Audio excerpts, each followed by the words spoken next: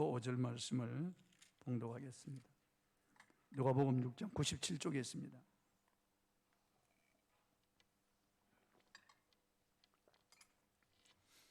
다시 말씀드립니다. 한 해를 시작하는데 세상 사람들은 저 동해안으로 남해안으로 해돋이 구경을 가는데 수백만 명이 갑니다. 그리고 밤에 저 명동이나 보신각 저런 데 가서 그게 타종하는데 거기 서서 소원을 비는 거예요. 허망한 일이죠. 허망한 일. 아니면 술집에서 보내거나 아니면 그냥 잠자리에 들거나. 우리 그리스도인들은 절대로 그래서는 안 되겠습니다. 새로 오는 광음이 다 언명이 아주 의미가 깊습니다. 하나님 앞에서 이제 새로운 한 해를 맞이하고 새 한 해 하나님 앞에 예배드리고 시작하는 것과 그렇지 않은 것은 하늘과 땅 차이가 있습니다.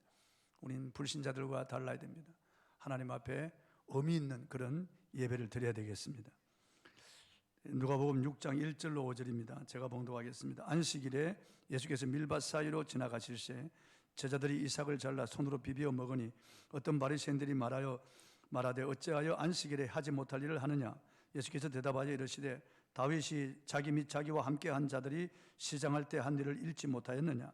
그가 하나님의 전에 들어가서 다만 제사장 외에는 먹어서는 안 되는 진설병을 먹고 함께 한 자들에게도 주지 아니하였느냐. 또 이르시되 인자는 안식일의 주인이니라 하시더라. 아멘. 안식일의 주인이라는 이런 제목으로 하나님 말씀을 통해서 은혜를 나누겠습니다. 여호와의 정인 제7일 안식일 예수재림교 말일성도 예수 그리스도의 교회 안상홍 정인의 신천지 이런 이단들의 공통점이 있습니다. 그 이단들은 토요일 날을 안식일로 지키는 거예요. 유대인들이나 무슬림 교도들이 토요일 안식일을 지킵니다. 그들은 구약을 믿거든요. 그리고 무슬림들은 구약에서 조금 떼가지고 조작한 것, 꾸란이라고 하는 거기 나오는 걸 믿기 때문에 그들이 토요일 안식일을 지켜서 토요일 날 그들의 신 알라나 아니면 여호와께 예배를 드립니다. 그런데 이런 이단들도 동일하게 토요일 안식일을 주장하는 거예요. 그래서 우리 기독교를 잘못되었다고 그렇게 지탄합니다. 그들은 콘스탄틴 대제 때 로마인들이 섬기던 태양신을 숭배하는 날이 일요일인데 기독교를 국교로 받아들이면서 그 로마의 그런 토속 종교와 야합해서 안식일을 변질시켜서 이 일요일을 안식일로 지킨다. 그건 성경에 없는 것이다. 그러므로 이 안식일을 지키는 기독교는 잘못된 것이다. 그리고 성경으로 돌아가야 된다. 그렇게 주장해서 사람들을 미혹하는 겁니다. 과연 그럴까요? 그렇지 않습니다. 안식일에 대하여서는 드릴 말씀이 너무 많기 때문에 이 한 시간으로 도저히 감당이 안 됩니다. 그래서 제가 주일 저녁에 시간을 내서 이 안식일에 대하여 자세하게 여러분에게 말씀드리겠습니다. 우리 기독교가 이 주일날 하나님께 예배 드리는데 이것은 벌써 초대교회 때부터 지켜왔습니다. 콘스탄틴 대제 313년의 한 것이 아니고 벌써 초대교회 때부터 이 주일 안식일을 지켜온 것입니다. 왜 그러냐면은 안식 후 첫날, 즉 이 주일날 예수님이 부활하셨거든요. 유대인들이 지키는 이 안식일은 제4계명의 안식일을 기억하여 그날을 거룩히 지키라고 말씀하신 그 말씀에 따라 지키고 있고 하나님이 여섯 동안 천지를 창조하시고 이래 되는 날 안식하셨기 때문에 그걸 기념해서 안식일을 지키고 또 애굽에서 구원하여 내신 그 하나님의 은혜를 기억하여 토요일 안식일을 지키는 거예요. 그런데 우리는 애굽에서 구원하여 낸 정도가 아닙니다. 예수님이 우리를 죄와 저주와 멸망에서 구원한 날이 바로 예수님이 부활하신 날이거든요. 십자가로 구속한 것을 확정한 날이 바로 예수님이 부활하신 날인데 이 부활하신 날이 바로 이 일요일, 주일이에요.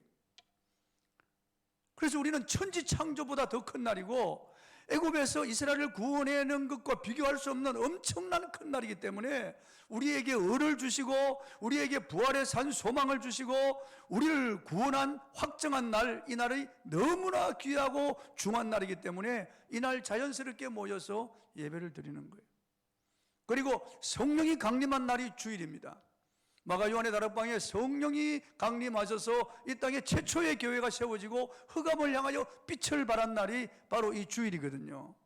성령이 이 땅에 하나님 나라를 세우고 교회를 세워서 하나님 나라 복음을 선포하게 하신 이 귀한 날이 바로 주일이기 때문에 초대교회 바울과 베드로와 요한이 이 날을 귀한 날이라고, 이 날 예배를 드리라고 성경에 기록을 했습니다. 그래서 옛것은 폐하고 새로운 날이 정해져서 우리가 주일, 이 일요일 날 예배를 드리는 거예요. 그러니까 안식일 개념은 똑같아요.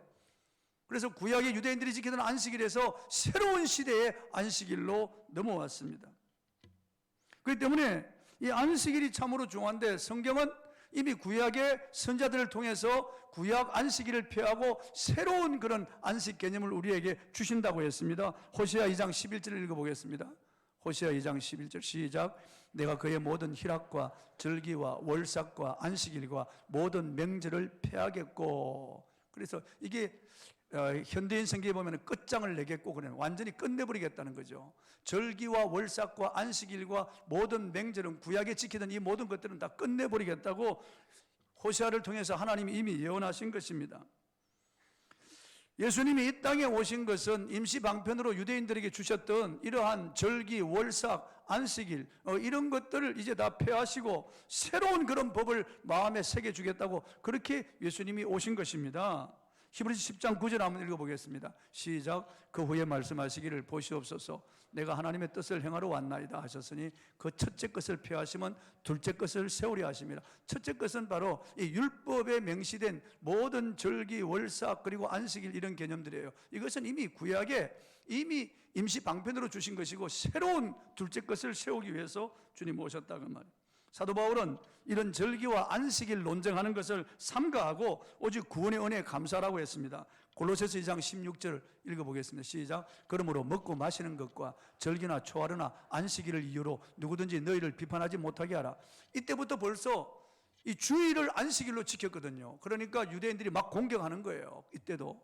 그래서 절기나, 이 절기는 장막절, 나팔절, 그리고 무교절, 초실절 이런 걸 말하는 거예요. 초하루는 월삭을 말하는 것이고, 안식일, 이 토요일 안식일에서 왜 너희는 일요일 첫날을 안식일로 지키느냐, 왜 안식일을 바꿨느냐, 이 비판하지 못하게 하라고 그렇게 말씀하고 있습니다. 사도 바울은 주일날 모여서 예배드리고 그가 세운 개척한 교회들에게 편지하면서 주일날 예배드리고 헌금하라고 그렇게 권면했습니다. 사도행 20장 7절을 읽어보겠습니다. 시작. 그 주간의 첫날에 우리가 떡을 때려 하여 모였더니 바울이 이튿날 떠나고자 하여 그들에게 강론할세 말을 밤중까지 계속하며, 여기 주간의 첫날에 들어와야 왔을 때 첫날에 주간 첫날이 바로 이 일요일 주일이에요. 떡을 때려 하여 모였다는 것은 성찬식을 했다는 거예요. 즉 예배를 드렸다는 거예요. 그래서 그들에게 말씀, 성찬도 하고 말씀도 강론했습니다. 이게 주일이에요, 주일. 이게 바로 주일이었다는 거죠. 고린도전서 16장 2절을 한번 읽어보겠습니다. 시작. 매주 첫날에 너희 각 사람이 수입에 따라 모아두어서 내가 갈 때 연보를 하지 않게 하라. 매주 첫날은 주일을 말하는 거죠. 이날 예배드리고 이날 헌금하라 그 말이죠. 이날 헌금하라 그 말이죠. 사도 요한은 주일날 환상과 성령의 음성을 들었습니다. 읽어보겠습니다. 사도 요한 시작. 주의 날에 내가 성령에 감동되어 내 뒤에서 나는 나팔 소리 같은 큰 음성을 들으니, 이 주의 날 그 밤모습에 귀양 가서 거기서 고통당하던 이 사도 요한이 주일날 혼자서 예배드리는데 성령의 감동을 받았습니다. 그리고 이 요한계시록을 기록하게 되죠. 이 놀라운 것을 보고 듣고 요한계시록을 기록하게 됩니다. 만약 유대교가 지킨 이 토요일 안식일이 옳다면은 예수님이 베드로나 바울이나 요한에게 나타나서 안식일을 폐하면 안 된다, 토요일 안식일을 지켜라 그랬을 겁니다. 그런데 예수님은 한마디 말씀하지, 그 부분에 대해서 말씀하지 않으셨어요.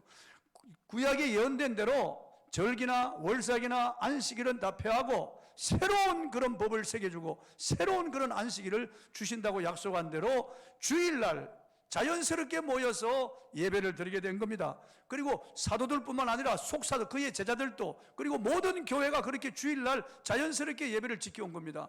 300년이 지난 그 후에 콘스탄틴 대제가 세운 게 아니고 예수님 당시부터 벌써 안식을 폐하고 주일 안식으로 넘어왔다고 하는 것을 알 수 있습니다. 그러나 안식일의 개념은 똑같아요. 본문을 보면은 예수님께서 안식일에 제자들과 함께 밀밭 사이를 지나가게 되었습니다. 제자들이 시장에서 이 밀 이삭을 꺾다가 손에 부벼가지고 먹었습니다. 이것을 본 바리새인들이 예수님께 당신의 제자들이 안식일에 하지 못할 일을 하느냐고 항의했습니다. 본문 1절 2절을 한번 읽어보겠습니다. 시작. 안식일에 예수께서 밀밭 사이로 지나가실세 제자들이 이삭을 잘라 손으로 비벼 먹으니 어떤 바리새인들이 말하여 어찌하여 안식일에 하지 못할 일을 하느냐. 신명기 23장 25절에 보면 보통 날에는 남의 밀밭에서 이삭 잘라 먹는 정도는 허락이 되어 있습니다. 그러나 안식일에는 아무 일도 하지 말라는 십계명 조항을 과도하게 적용해서 밀 이삭을 잘라 먹는 것은 노동이라고 생각해서 금지한 것입니다. 그래서 혼란하는 거예요. 안식일 제도는 아까 말씀드린 대로 십계명 제4계명에 명시되어 있습니다. 여기서 출발했습니다. 출애굽기 20장 8절로 11절 한번 읽어보겠습니다. 시작. 안식일을 기억하여 거룩하게 지키라. 여세 동안은 힘써 내 모든 일을 행할 것이나 일곱째 날은 내 하나님 여호와의 안식일인즉 너나 내 아들이나 내 딸이나 내 남종이나 내 여종이나 내 가축이나 내 문 안에 머무는 객이라도 아무 일도 하지 말라. 이는 여세 동안에 나 여호와가 하늘과 땅과 바다와 그 가운데 모든 것을 만들고 일곱째 날에 쉬었습니다. 그러므로 나 여호와가 안식일을 복되게 하여 그날을 거룩하게 하였느니라. 이 말씀을 보면은 안식일을 제정하신 의미는 쉼과 복이라고 하는 단어에 쌀듯이 우리 인간을 위해서 하나님께서 안식일을 제정하시고 이날 안식하라고 하신 겁니다. 이날 쉼을 얻고 이날 복을 얻기 위해서 이날 안식이라, 즉 인간을 위해서 안식일을 제정하신 것입니다. 그렇다고 안식일을 일하지 않는 것뿐이지 안식일 날 생명을 살리고 치료하고 선을 행하는 것은 우리를 위해서 안식일을 만들기 때문에 얼마든지 허용이 되는 겁니다. 그러나 유대인들은 이 안식일 일하지 말라고 하는 이 하나님의 말씀을 너무 과도하게, 이 말씀을 인간의 생각으로 계속해서 다른 규례를 만들어서 39가지 안식일 하지 못할 일을 정해서 하나하나 6개 세목으로 또 구별해서 이를 안식일에 행하지 못하도록 금했습니다. 몇 가지 말씀드리면은 안식일에 글자를 2자까지 쓰는 것은 용납되었지만은 2자 이상 쓰는 것은 죄라고 했고, 옷을 깁는 바늘 한 개라도 옮겨 놓으면 운반하는 일이 되기 때문에 안식일을 범하는 죄가 된다고 했습니다.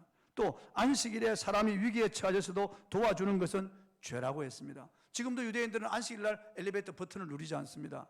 노동이라고 생각하는 거예요. 일하는 것이라고 생각하는 거예요. 그렇게 안식일을 잘못 적용해서 지킨다고 하는 거죠. 안식일이 사람을 위해서 있는데 사람이 안식일을 위해서 있는 이런 우스운 결과가 되어버린 겁니다. 그래서 이런 규례들을 율법 조항에 붙여가지고 사람들을 오히려 부자연스럽게 하고 오히려 사람들을 고통스럽게 만드는 그런 안식일 제도로 변질시킨 것입니다. 예수님께서 바리새인들에게 성경에 기록된 일례를 들어서 안식일을 바로 잡아주십니다. 주님은 성경에서 다윗이 행한 일을 들어서 안식일에 대한 설명을 했습니다. 본문 3절을 한번 읽어보겠습니다. 시작. 예수께서 대답하여 이르시되 다윗이 자기 및 자기와 함께한 자들이 시장할 때 한 일을 잃지 못하였느냐. 그렇다면 다윗이 무슨 일을 했을까요? 사무엘상 21장 1절로 6절에 보면 다윗이 몹시 시장하여 그를 따르는 사람들과 함께 하나님의 전에 들어가서 떡을 요구할 때 다른 떡은 없고 오직 제사장만 먹을 수 있는 질설병이 있었습니다. 그는 너무나 시장하여 그 떡이라도 먹게 해달라고 부탁했습니다. 그러자 아비아달이 여자를 가까이 하지 않았냐고 물었고 다윗이 그렇다고 하자 그 떡을 주어 먹게 했습니다. 진설백이라고 하는 떡은 맨 안식일마다 성소의 떡상에 2줄로 진설해서 12개 떡으로 안식일마다 갈아 놓는데 안식일 지나면은 전에 있던 떡은 제사장이 먹을 수 있었습니다. 본문 4절을 한번 읽어보겠습니다. 시작. 그가 하나님의 전에 들어가서 다만 제사장 외에는 먹어서는 안 되는 진선백을 먹고 함께한 자들에게도 주지 아니하였느냐. 이 사실은 유대인이라면 모르는 사람이 없을 것입니다. 그렇다고 해서 유대인들이 아비아달 제사장이 죄를 범했다거나 다윗이 죄를 범했다고 말하지 않습니다. 왜냐하면은 이 선을 행하는 일이기 때문에 그렇습니다.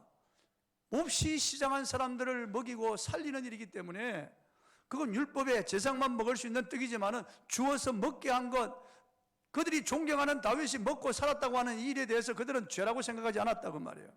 하물며 배가 고파서 밀 이삭을 꺾어다가 비벼서 먹는 이것이 어떻게 죄가 되느냐? 예수님께서 그렇게 말씀하신 겁니다. 안식일에 선을 행하는 것은 너무 당연하고 안식일에 배고픈 자를 먹이는 것이 너무 당연하다고 말해요. 예수님 또 이 말씀을 하시면서 인자는 안식일의 주인이라고 하셨습니다. 본문 5절을 한번 읽어보겠습니다. 시작. 또 이르시되 인자는 안식일의 주인이니라 하시더라. 여기 인자는 안식일의 주인이란 말, 주인이란 말은 큐리오스라고 하는 말인데 주님이라는 말이에요. 즉 예수님이 바로 시내산에서 모세에게 십계명을 주신 분이고, 예수님이 바로 제4계명 안식일을 기억하여 그날을 거룩히 지키라고 명령하신 분이 바로 예수님이고, 예수님이 우리 인간에게 안식하기 위해서 안식일을 주신 분이라고 하는 것을 예수님 분명히 하시는 것입니다. 예수님이 율법의 주인이고 율법 위에 계신 분이며 율법을 온전하게 하시는 분이라고 하는 사실을 분명히 지금 말씀하신 것입니다. 그러므로 율법의 최종 권위는 예수님께 있고 그 해석도 예수님에게 있다는 것입니다. 마태복음 12장에는 동일한 안식일 논쟁에 대해서 예수께서 하신 말씀이 기록이 되어 있습니다. 주님은 성전보다 큰 이가 여기 있느니라 그렇게 말씀합니다. 유대인들은 성전을 아주 그들의 신앙 지주죠. 얼마나 그들을 거룩하게 생각하고 성전 자체가 그들의 신앙이었어요. 그런데 성전보다 큰 이가 여기 있느니라. 그리고 하나님은 자비를 원하시고 제사를 원하지 않으신다는 뜻을 알라고 말씀하셔서 주님이 안식일의 주인이고 자비로우신 주님은 사람을 위해서 안식일을 만드셨다고 하는 것을 분명히 말씀하셨습니다. 그러므로 우리는 안식일을 제정하신 그분의 뜻대로 안식일의 바른 의미를 알고 안식일을 안식일답게 잘 사용하고 증전 복된 안식일이 되도록 해야 될 줄로 믿습니다. 안식일은 하나님께 예배드리고 쉬는 날이에요. 안식일 날 가장 중요한 것은 하나님께 예배드리는 거예요. 그리고 그 예배를 통해서 하나님이 위로부터 부어주시는 은혜를 받고 쉼을 얻는 거예요.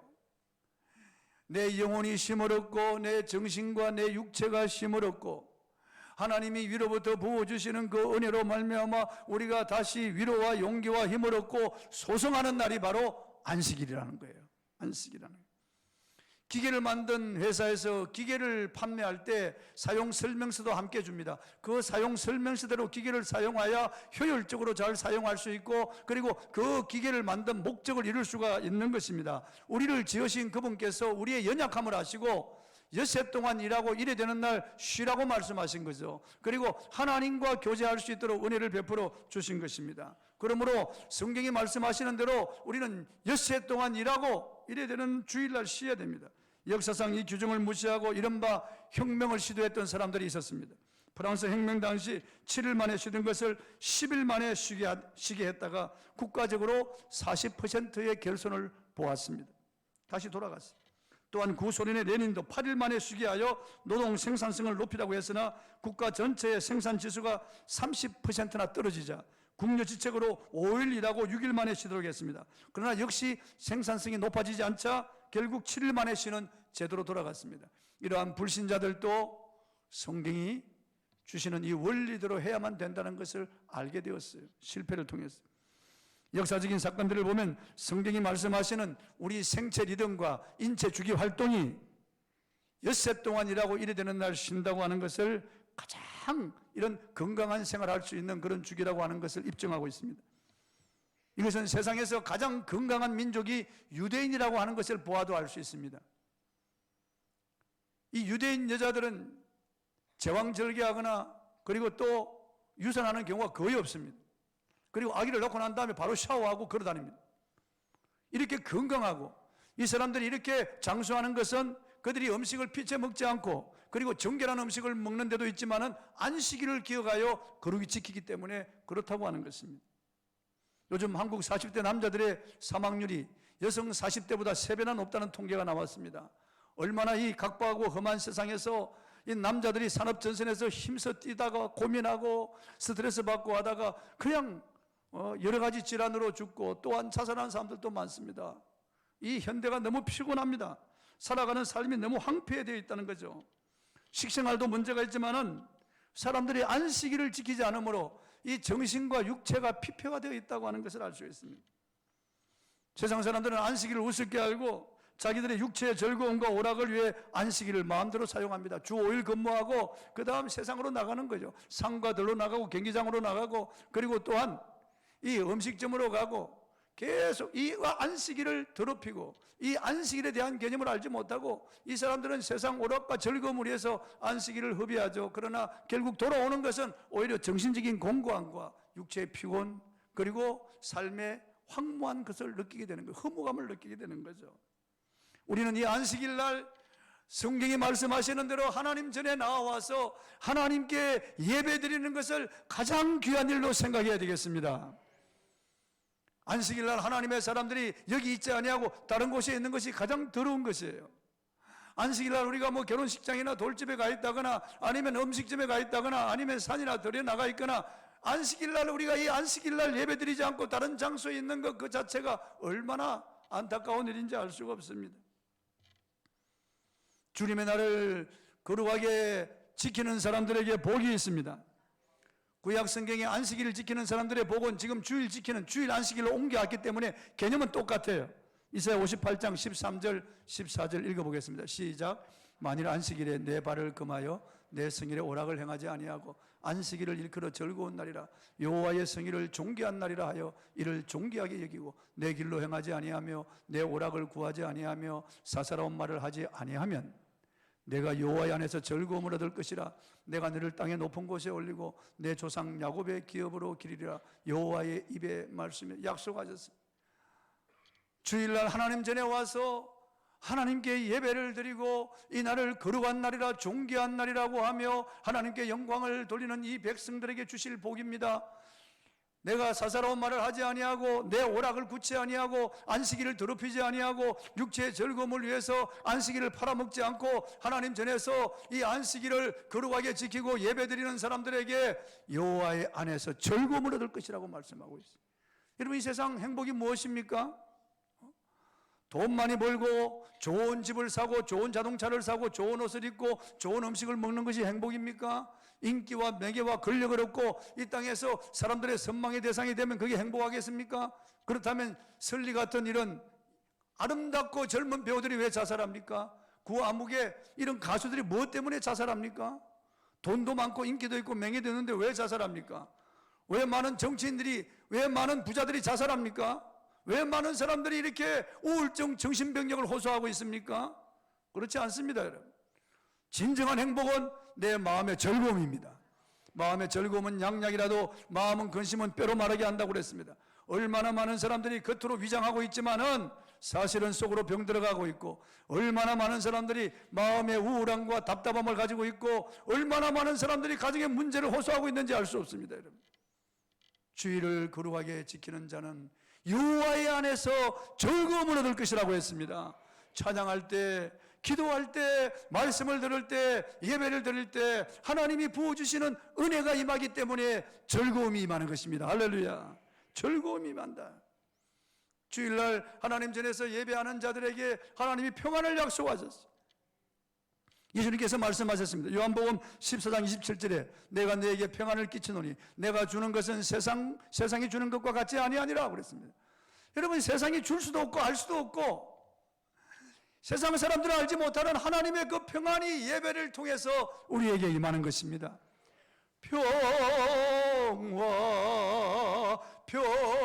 평화로다 하늘 위에서 내려오네.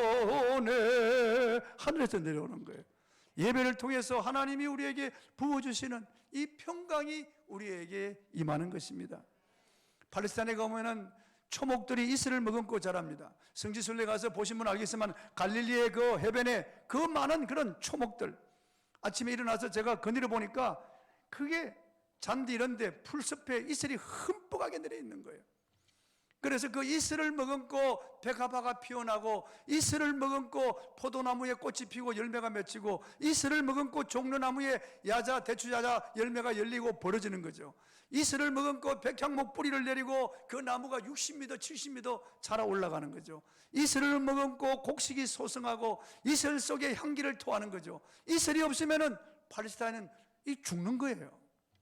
강수량이 지극히 작은 그런 땅이기 때문에 하나님이 이슬을 매일 내려서 그 모든 초목과 곡식과 그리고 열매, 꽃이 피게 만드는 것이 그 하나님의 은혜예요. 우리가 하나님 전에서 예배드릴 때 하나님께서 위로부터 이슬 같은 은혜를 우리에게 부어주시는 거예요. 눈에 보이지 않지만은 참된 평강이 우리에게 임하는 것입니다. 이 시간 예배하는 가운데 여러분에게 평안이 임하기를 바랍니다. 얼마나 근심 걱정이 많고 불안하고 두렵고 얼마나 여러 가지 스트레스에 잡혀서 사람들이 고민하는지 알 수 있어요. 잠을 제대로 이루지 못하고 불면증에 시달리는 사람들 많습니다. 우울증, 공황장애, 심지어 아이들까지도 공황장애 걸리는 이런 세상이지만은 위로부터 주시는 하나님의 은혜를 받으면 우리에게 평안이 임하는 거예요. 그리고 주일날 예배드리는 성도들에게 새 힘을 주십니다. 많은 사람들이 지칩니다. 많은 사람들이 피곤해합니다. 많은 사람들이 고통을 호소하는 거죠. 잠을 자고 나도 개운하지 않다고 하는 거죠. 많은 사람들이 약으로 살아가는 사람들이 있습니다. 얼마나 많은 사람들이 힘이 없어 마음의 힘을 잃어버리고 정신력을 잃어버리고 육체에도 힘이 없어가지고 사람들이 얼마나 힘들게 살아가는지 알 수 없습니다. 그러나 하나님 전에 와서 예배드릴 때 은혜를 받으면 새로운 힘이 납니다. 정신적인 힘, 마음의 힘을 얻고 우리 영혼이 소성하고 육체에도 하나님이 힘을 주시는 거예요. 이사야 40장 29절 31절에 보면은 여호와를 앙망하는 자는, 앙망이라는 말은 예배한다는 말이에요. 여호와를 앙망하는 자는 새 힘을 얻으리니 독수리의 날개치며 올라간 같을 것이요 다른 박질라도 피곤치 않고 걸어가도 곤비치 아니하리로다. 할렐루야. 하나님이 새로운 힘을 주신다는 거예요. 독수리가 태풍이 불어오면은 날개를 펴고 위로 올라갑니다. 다른 새들은 날개를 젓고 다 숨어들지만은 독수리는 위로 올라갑니다. 그 날개 힘이 얼마나 센지 알 수 없습니다. 그 날개에 찍히면 작은 새들이 떨어집니다. 그렇게 독수리 날개 힘이 센 거예요. 쫙 펼치면은 이 3미터가 되는 그 날개를 펼쳐가지고 쭉 올라가는 겁니다. 이 날개. 태풍 위로 올라. 그리고 저 무풍지대 가서 이렇게 날개를 펼치면서 밑을 내려다보면서 여유를 즐기는 거예요. 독수리가 그렇습니다. 우리가 하나님을 앙망할 때 하나님이 우리에게 새로운 힘을 주시는데 독수리에 날개치며 올라간 같은 새 힘을 주신다는 거예요. 할렐루야. 이게 매는 왕 중에서 제왕이라고 그러지 않습니까? 이 매가 30년을 살고 나면은 이게 탈바꿈을 한다는 겁니다. 왜냐하면 부리가 다 무뎌지고 낡아서 사냥감을 찢을 수도 없고 발톱도 다 오그라들어서 사냥감을 낚아채기 힘들고 그리고 털도 다 뭉퉁해져 가지고 비행할 수도 없는 그런 단계. 이제 그대로 죽느냐 아니면 새로운 생을 사느냐 결단할 때 이 매는 하늘에 올라간다는 거죠. 이 수리나 매들은 올라가서 높은 산 바위 배랑에 가서 거기서 자기 발톱을 빼버린다는 거예요. 발톱을 하나씩 다 빼버린 낡은 발톱을. 그러면 새로운 발톱이 나온다는 거예요. 그리고 이 부리를 배랑에 깨뜨려서 부리를 다 깨버리면 새로운 부리가 나온다는 거예요. 그리고 이 털을 다 하나씩 다 물어뜯어서 빼버린대요. 다 빼면 새로운 털이 나온다. 그래서 새로운 하늘의 제왕이 되어서 남은 30년을 힘있게 살아간다는 거죠. 우리도 그렇습니다. 하나님 전에 와서 하나님을 앙망하고 예배드릴 때마다 하나님이 우리에게 새로운 힘을 주실 것입니다. 변신하듯이 새로운 힘으로 갈아입고 여러분 나가 승리하시기를 주의 이름으로 축원합니다. 하나님 전에서 예배드리는 자가 하나님의 치료가 임합니다. 얼마나 많은 사람들이 마음의 병을 앓고 정신적인 이런 병을 앓고 있는지 알 수 없습니다. 많은 사람들이 마음의 상처를 가지고 있잖아요. 이 마음의 상처는 너무 심해서 현대의학으로 치료가 안 되고 상담으로 안 되고 정신과 의사에게 가서 해도 안 되는 거예요. 많은 사람들이 이게 잡혀 있는 거예요. 이런 어둠의 영에 잡혀 있고 많은 사람들이 이런 정신병력에 완전히 사로잡혀서 고통당하는 사람, 이것 때문에 마음속에 썬물을 뿜어내고 썬뿌리가 내려서 썬열매를 맺고 그래서 가정에 화합이 안 되는 거예요. 부부간에도 계속 다툼이 일어나고 죽고 싶다는 생각이 일어나는 거죠. 살 소망이 끊어지는 거죠. 이럴 때 하나님 전에 나와서 예배를 드릴 때 하나님이 주시는 은혜를 받으면 치료가 됩니다. 정신적인 마음의 병 이런 것들이 다 치료가 되고 새로운 그런 은혜가 임하는 거예요. 그리고 마지막으로 주일날 하나님 전에서 예배를 드리면 하나님이 소망을 주시는 거예요. 소망을 주시는 거예요. 과학자들이 실험했습니다. 캄캄한 독에 쥐 한 마리를 넣고 완전히 봉해버리고 말았어요. 흑암이죠, 흑암.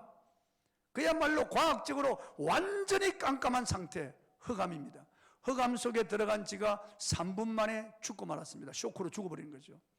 그런데 거기 속에 가느다란 빛을 하나 넣어줬습니다. 아주 가느다란 빛을 넣어줬는데 그 속에 들어간 쥐는 30시간 생존했습니다. 뭘 말하는가요?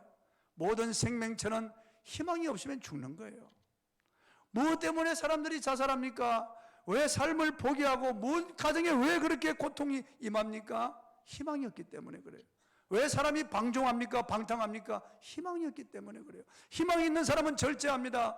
희망이 있는 사람은 용기를 가지고 재도전합니다. 희망이 있는 사람은 자살하지 않습니다. 희망이 없기 때문에 끝내는 거예요. 희망이 없기 때문에 방종, 방탕하는 거죠. 희망을 가지고 꿈을 가진 사람들은 그 꿈을 이루기 위해서 그 목적을 향하여 일어나 신발끈을 동이고 뛰는 거예요. 뛰는 거예요. 희망은 어디로부터 주어집니까? 하나님 전에서 예배하는 자들에게 하나님이 소망을 허락하셨어요. 할렐루야. 소망을 야곱의 업으로 기르겠다는 거예요. 점점 나아지게 하겠다는 거예요. 올해 이달보다 내달이 나아지고 올해보다 내년이 더 나아지고 내가 이 땅에 사는 것보다 영원한 천국이 훨씬 더 나은 거예요. 할렐루야. 가면 갈수록 세상 사람들은 희망이 꺼져가고 캄캄한 인생이 됩니다. 그러나 우리는 그렇지 않습니다.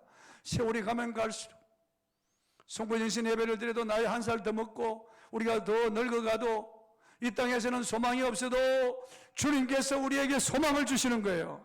찬란한 하나님의 나라와 부활의 산 소망을 우리에게 주시고 그래도 기대감에 불을 붙여주셔서 오늘보다 내일, 이달보다 내달, 올해보다 내년이 더 나아질 것이라고 하는 꿈과 소망을 주시는 거예요. 그래서 우리는 승리할 수 있는 거예요. 안식일날 하나님이 그런 소망을 주시는 거예요. 우리가 하나님께 예배드리는 것은 부활, 예수님의 그 부활을 기념하여 예배드리는 거예요. 예수님이 부활하신 날이에요. 오늘이요.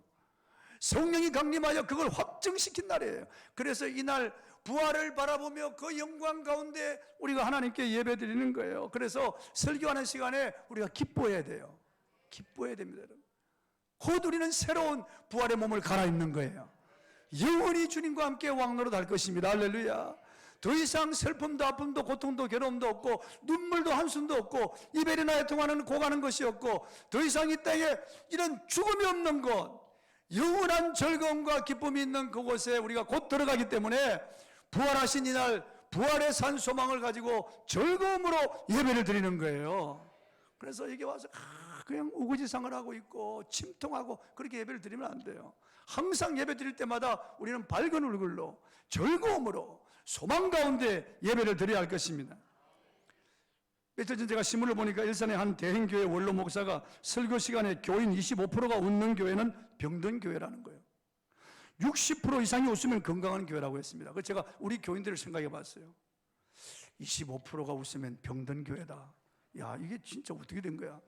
그 60%가 웃어야만 건강한 교회다. 우리 교인들 생각해. 지금 이제 웃는 거예요, 여러분 듣고. 지금 이제 조금 밝아졌어요. 야, 좀 심각하더라고 진짜. 그래야 되겠다 정말. 정갑진 목사가 한 말이에요. 정말 그래야 되겠다. 교회 성장학자인 피터 와그너 박사는 은혜로운 예배는 즐거움 있는 예배라고 했습니다. 무엇보다도 예배를 통하여 은혜가 임하고 기쁨이 회복되거든요. 할렐루야. 예배는 장례식이 아니라 부활 영광을 바라보며 드리는 축제가 되어야 됩니다. 축제 때 그렇게 슬프고 우거지상을 하고 있는 그런 사람들이 어디 있나요? 잔치 자리는 항상 분위기가 밝잖아요. 잔치 자리에 가면 항상 음식도 있고 그게 교제도 있고 즐거움이 있잖아요. 그러니까 우리가 주일날마다 잔치하는 거예요. 할렐루야. 따라 나는 주일 인생이다. 주일마다 잔치한다. 그러니까 우리가 밝은 얼굴로 예배를 드려야 돼요. 끝나고 나갈 때 사람들의 얼굴 보면 과간이에요. 참, 그렇게 밝은 얼굴로 나가야 되는데 그렇지 못한 거예요. 그래서 저는 늘 자괴감이 드는 내 책임이다. 내 책임. 유대인들은 안식일 자체를 귀중히 여기지만 우리는 안식일보다 안식일의 주인을 귀중히 여깁니다. 할렐루야. 안식일의 주인 때문에 우리가 이 안식일을 거룩하게 지키는 거예요. 그분 때문에 우리가 안식일날 예배드리고 안식일날 하나님께 영광을 돌리는 거예요. 그분이 우리의 주인이고 왕이시기 때문에 안식일보다 안식일의 주인을 더 거룩하게 여기는 거예요. 할렐루야. 그러므로 여러분 주일 인생이 되시길 바랍니다. 주일마다 우리가 예배를 드리다가 영원한 천국으로 가는 거예요. 나는 주일 인생이다. 나는 예배 인생이다. 잊지 마시길 바랍니다. 찬송하겠습니다.